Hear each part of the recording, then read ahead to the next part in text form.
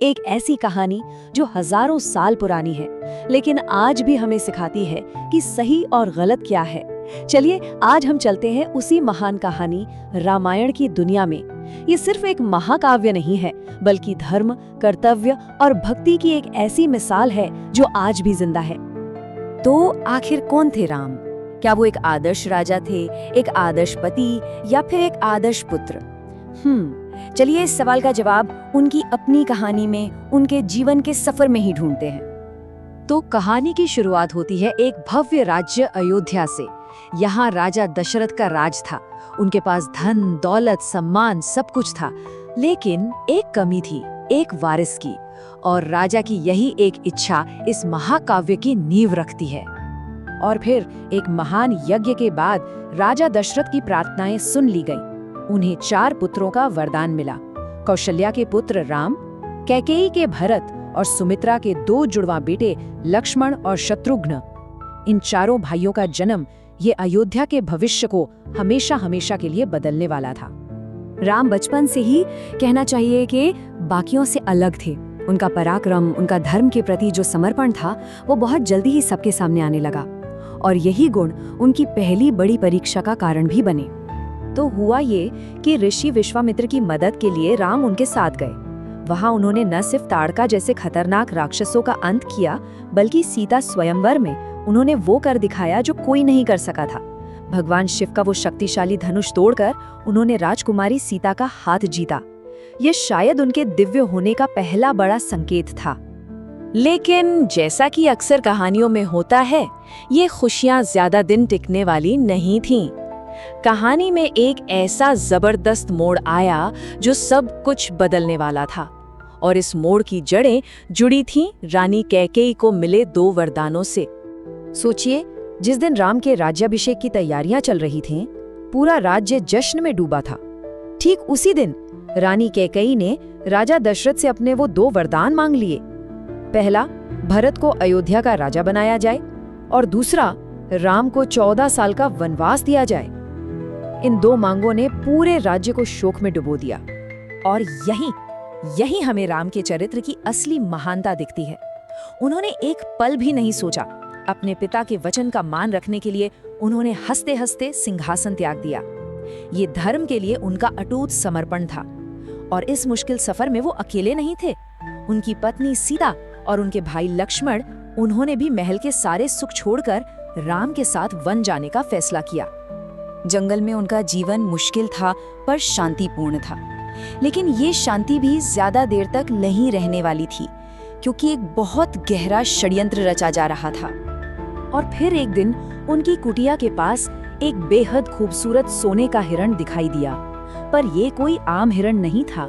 असल में ये एक धोखा था, एक मायावी जाल, जिसे राम और लक्ष्मण को कुटिया से दूर ले जाने के लिए भेजा गया था।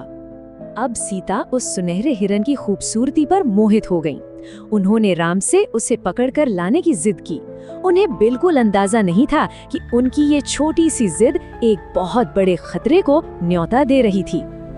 और बस यही वो पल था जिसने इस महाकाव्य की सबसे दुखद घटना को जन्म दिया। जैसे ही राम और लक्ष्मण उस हिरण के पीछे दूर गए, लंका का 10 सिर वाला राक्षस राजा रावण एक साधु का भेष बनाकर आया और उसने सीता का अपहरण कर लिया। वो उन्हें समुद्र के पार अपनी नगरी लंका ले गया। इसके बाद राम और लक्ष्मण की जिंदगी का बस एक ही मकसद रह गया, सीता को ढूंढना। उनकी ये तलाश उन्हें भारत के दक्षिणी जंगलों में ले आई, और यहीं उनकी मुलाकात एक ऐसी शक्ति से हुई जो इस पूरे कहानी का रुख बदलने वाली थी। ये शक्ति थी वानरों की सेना। और यहीं उनकी मुलाकात हुई हनुमान से, जो आगे चलकर राम के सबसे बड़े भक्त बने। राम ने वानर राजा सुग्रीव की मदद की, उन्हें उनका खोया हुआ राज्य वापस दिलाया। और बदले में सुग्रीव और उनकी पूरी वानर सेना ने सीता माता को खोजने की शपथ ली। और हनुमान ने जो कर दिखाया, वो वाकई किसी चमत्कार से कम नहीं था। उन्होंने एक ही छलांग में विशाल समंदर को पार कर लिया, लंका पहुंचकर अशोक वाटिका में सीताजी को ढूंढ निकाला, उन्हें राम का संदेश देकर हिम्मत बंधाई, और जाते जाते रावण को चेतावनी देने के लिए उसकी सोने की लंका में आग लगा दी। ये आने वाले महायुद्ध की पहली घोषणा थी। तो अब कहानी अपने सबसे अहम मोड़ पर आ चुकी थी। धर्म और अधर्म की सेनाएं आमने सामने खड़ी थीं। ये सिर्फ सीता को बचाने की लड़ाई नहीं थी, नहीं, ये बुराई पर अच्छाई की जीत स्थापित करने का महासंग्राम था। पर राम की सेना लंका तक पहुंचती कैसे? बीच में तो विशाल समंदर था। कहते हैं जहां भक्ति होती है वहां रास्ते खुद बन जाते हैं। वानर सेना ने पत्थरों पर राम नाम लिखा और वो पत्थर पानी पर तैरने लगे और इसी तरह बना राम सेतु, वो पुल जो धर्म की सेना को अधर्म की लंका तक ले गया। तो अब युद्ध का मैदान पूरी तरह सज चुका था।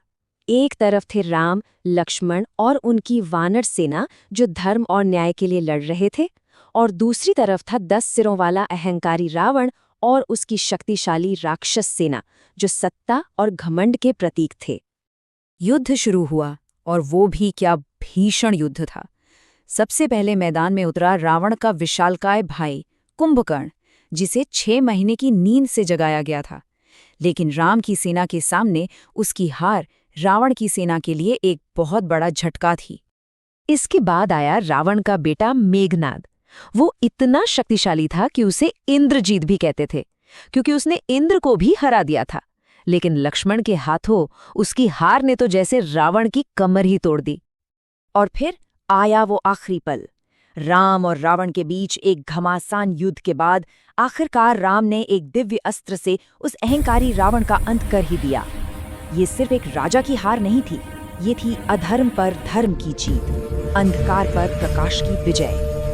तो कहानी तो यहाँ खत्म हो जाती है, पर एक सवाल पीछे छोड़ जाती है। हजारों साल गुजर गए, पर आज भी ये कहानी इतनी जरूरी क्यों है? शायद इसलिए क्योंकि ये हमें याद दिलाती है कि हालात चाहे कितने भी खराब क्यों न हो जाएं, कर्तव्य, त्याग और धर्म का रास्ता ही आखिर में जीत की ओर ले जाता है। हमारे चैनल में आपका स्वागत है। सभी वीडियो को लाइक, शेयर और सब्सक्राइब करें। धन्यवाद।